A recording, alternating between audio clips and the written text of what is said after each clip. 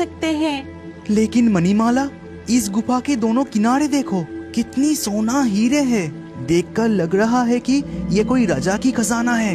लेकिन इस रहस्यमय गुफा में इतना सारा सोना और हीरा आया कहाँ से? माँ देखो, वो लाल हीरा कितना सुंदर है। मैं उसे अपने पास रख लेती हूँ। मणिमाला नीनी को उन सभी रहस्यमय रत्नों को छूने से माना करने ही वाली थी, लेकिन उससे पहले ही नीनी वो चमकदार लाल हीरा हाथ में उठा लेती है। ठीक उसी वक्त उनके सामने नदी के पानी से एक डरावनी चेहरे वाली औरत निकल आती है। उसके गले में भी सोने और कीमती रत्नों के गहने से भरे हैं।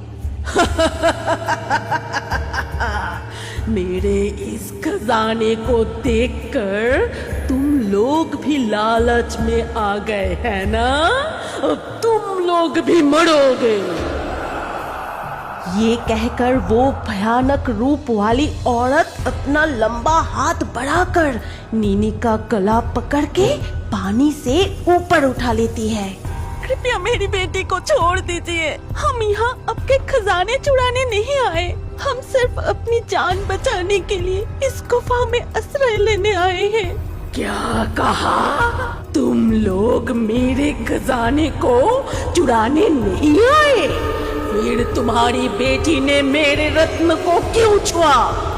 हमारी बेटी नीनी गलती से वो हीरा उठा लिया, कृपया उसे छोड़ दीजिए।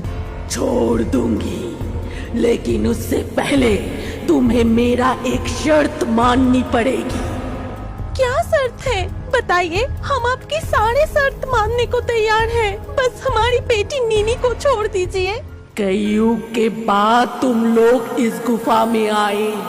इससे पहले कई डाकू जल्दसू मेरे खजाने को चुराने के लिए आए, लेकिन वो भी मेरी शर्त पूरी करके अब तक वापस नहीं लौटे।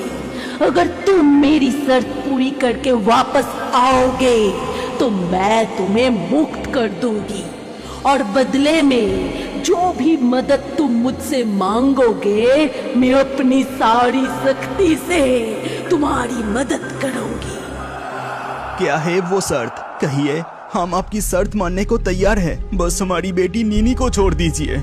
इस गुफा के उस पार मेरा मायावी राज्य उदक नगरी। वहाँ एक गुफा के सामने जलाशय में मेरी बेटी पद्म कुमारी को बंदी बनाकर रखी है और मेरी राज्य को जलाकर राख कर रही है। वहाँ जाकर उसे परास्त करके मेरी बेटी पद्म कुमारी को बचा के तुम्हें वापस आना पड़ेगा। तब तक तुम्हारी बेटी मेरे कब्जे में रहेगी। तुम लौटने के बाद अपनी बेटी को मुझसे वापस ले सकोगे। ये कहकर भयानक रूप वाली औरत नीनी को पानी में उतर देती है। फिर मणिमाला जलपरी और रत्न कुमार उसकी शर्त पूरी करने के लिए नदी में फिर से डुबकी लगाकर पानी के रास्ते से गुफा के उस पार उदक नगरी की ओर चल पड़ते हैं। अगर आप इस कहानी की अगले भाग देखना चाहते हैं तो कमेंट में नेक्स्ट पार्ट जरूर लिखिए और हमारे रियो बर्ड्स फेसबुक पेज को अभी फॉलो कीजिए। अगर ये कहानी अच्छी लगी तो लाइक करके शेयर कर दीजिए।